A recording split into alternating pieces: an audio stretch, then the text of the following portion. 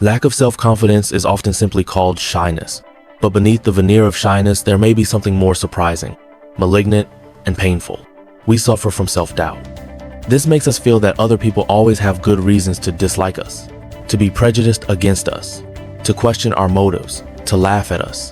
And so we become afraid of the world, speak in a low voice, dare not show up at parties, and are afraid of social situations because we are worried that we are the most likely target of ridicule and contempt.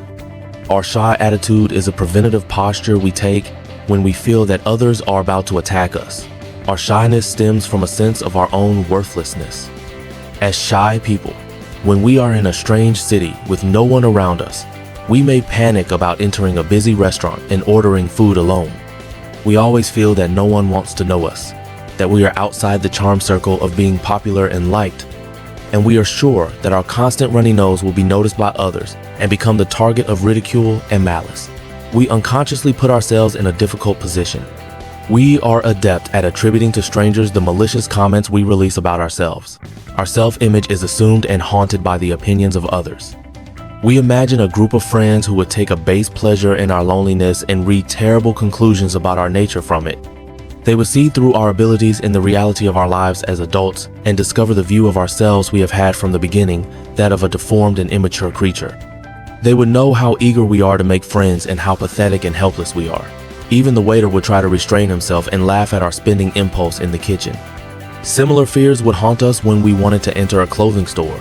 The salesperson would immediately sense how unfit we were to make demands on the fashions they offered. They might guess that we were short of money. They would be shocked by our size. Our bodies are not worthy of being dressed up, and it would be difficult to attend a party. Here, our most basic imaginary horror is that we are always at risk of being noticed and exploited by others.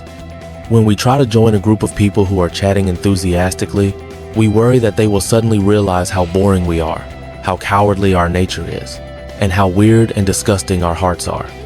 The novelist Franz Kafka was so disgusted with himself that he imagined himself as a cockroach in his famous work. This act of imagination will be familiar to anyone who despises himself. We self-hating people spontaneously identify with all kinds of strange and less motivated animals, rhinos, waterfish, spiders, oil pigs, or walruses. We hide in corners, we escape from our shadows, we live in fear of being expelled and killed. If we take a look at the psychological background, then it is not surprising that we end up shy.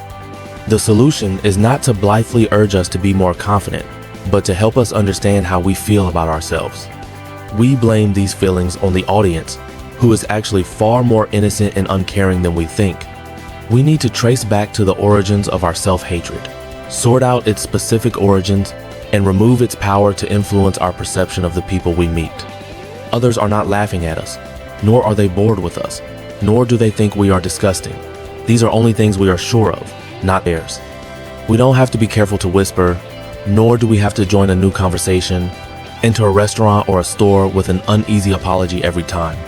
Once we realize the distortion of our self-perception, we can put aside our introverted caution and begin to believe that there are too many better things to do in this world than despise us.